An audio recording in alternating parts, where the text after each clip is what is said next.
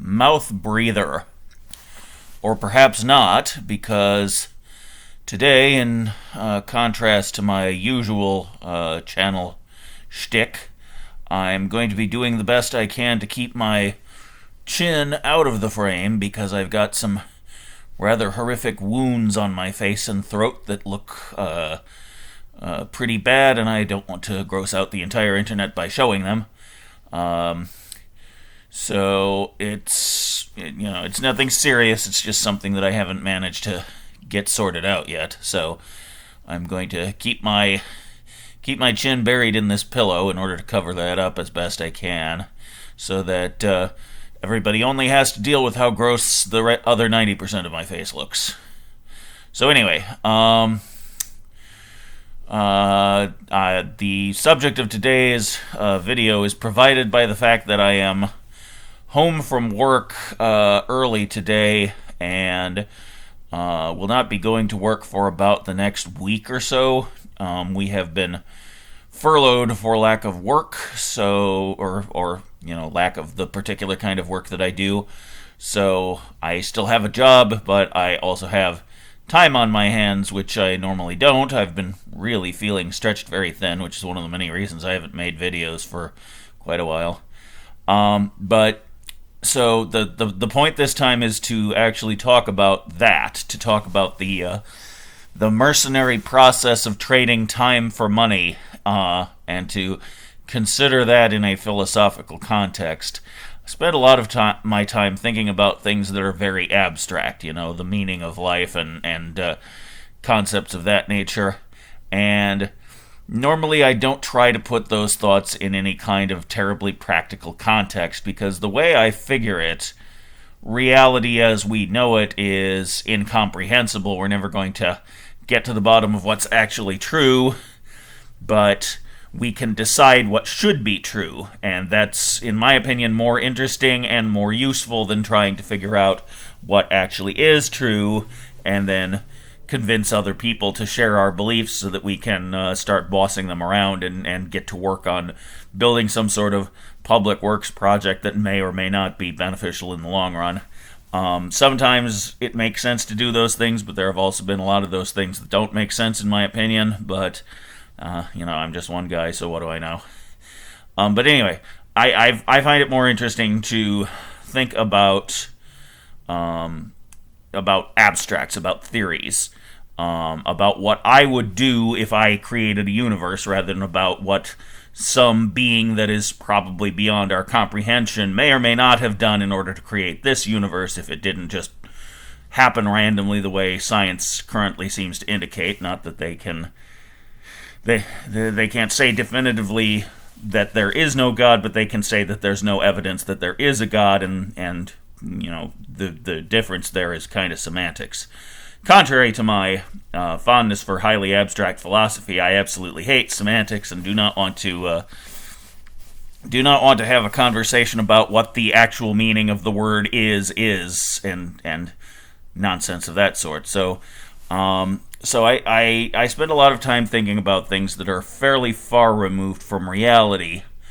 But today I was thinking specifically about the reason that I am not a very mercenary person, despite being very materialistic and selfish and self-indulgent and so forth.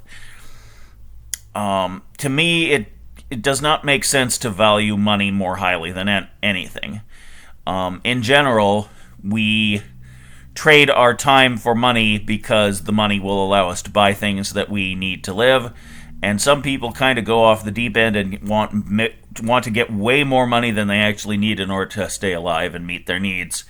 Sometimes they are providing for someone else, of course, and sometimes they have very expensive hobbies, but in some cases they just, sometimes it's a neurotic desire to have a safety cushion. I have some money in the bank to sustain me during periods of non-work like this, and the desire to expand that to an infinite extent is something that some people are semi-rationally motivated by. But there are also some people for whom it's just a sheer greed and power lust and, wanting to impress their buddies, wanting to feel superior by showing off the fact that they have more money to burn, things of that nature. I'm not with any of that. So I wanted to talk about in the context of all this, my desire to not be mercenary and to think about other ostensibly nobler things. To me, the idea of giving up some paid time in order to spend more time doing what I want to do makes perfect sense. And it's because, to me, money is less important than living according to my purpose, fulfilling my potential, doing the things that only I can do. Because most of the things that we get paid for money to do, someone or something else could do it, or it could just not get done. But basically, it's just a calculation that says it's cost effective to make a person do it, and that it'll make things more financially efficient in the long run. And that's a really demoralizing position from which to be a human being. So I like to think in terms of what my unique contribution to history is, and I have to think, I have to take that kind of seriously, because it is the inevitable fact that sooner or later I will no longer be alive. Every human being has to accept that, and a lot of people are really bad at it. They're really neurotic, and they desperately want to cling to the belief that they're going to live forever. But it has been attempted many times and succeeded rarely, if ever. I'll leave that vague in order to throw a bone to the people who have superstitious fixations, and they desperately want to believe that it has been done by at least one individual who they may call by various names. So sure, we'll allow and say that there was the one guy at one time, but with that possible exception, people die. It's what they do. As Loki says in the Avengers, they do. Mortals die. They do little else. So when we're deciding what we want to accomplish with our lives, we have to keep the fact that we are finite in lifespan as part of the equation. When we're deciding what we're going to try to accomplish, we don't know how long we have, and it's very important. A lot of fundamental aspects of what it is to be a human being depend on the fact that not only do we have a limited lifespan, but we have an unknown limit on our lifespan. Do we get 20 years, or do we get 2 years, or do we get 80 years, or do we get 8 days? We don't know. So we have to plan around various possibilities. We have to try to prioritize, try to figure out what's important enough to be done first, and then what can we afford to put off, and try to get around to it if there's time.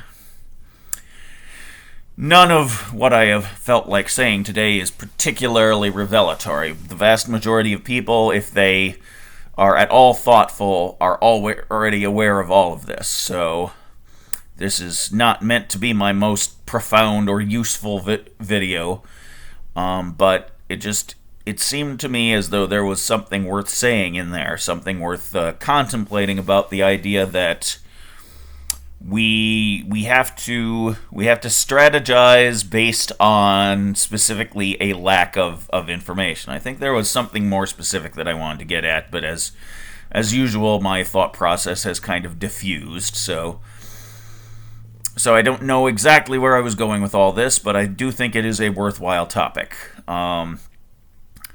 We need to set a goal for ourselves. We need to find a purpose for our life, and in my opinion, it is better to think about that first, and the practicalities of money. You need some money, but you don't need to prioritize money above something like that. But when you're coming up with that concept of what you're going to do with your life, you have to leave those X factors accounted for. You have to leave those variables and give yourself enough wiggle room that whatever the value of your remaining days turns out to be.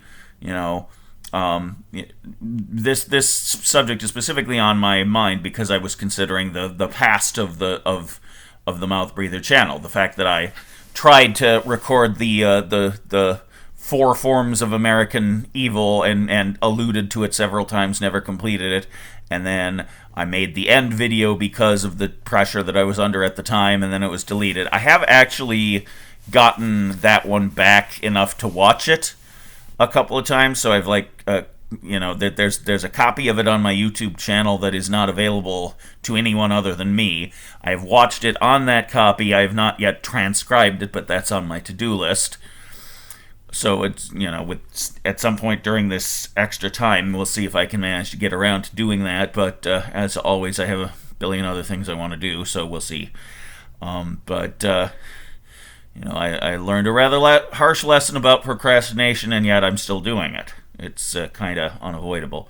So anyway, I was thinking about the past of this channel and the fact that I did not fulfill my potential before, and so maybe I should try a little harder.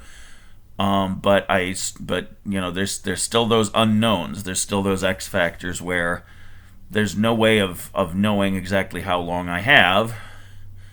So, the desire to express myself, the desire to bring forth what I and only I can uniquely contribute to the substance of the universe. I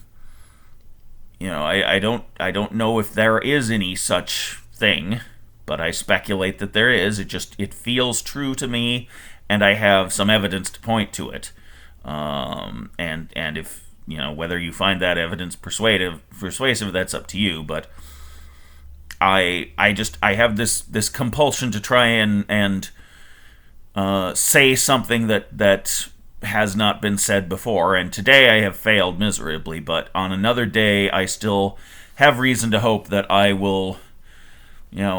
I don't have to change the world. I just have to change a couple of minds, and then I can say that I have done my part, and the people who were touched by my message will go on to touch others with a message of their own, and hopefully the world will be transformed for the better, or failing that, at least transformed in a way that's not for the worse. Like we come into this world and we're already screwed. Everything's dying, everything's going to die. The sun will swallow the earth someday, or science is pretty confident of that. So there's a lot of reason to question whether there's any point to anything that we ever do, but as far as I'm concerned, there's also a lot of reason to be fairly confident that there is an answer, even if we'll never know what it is.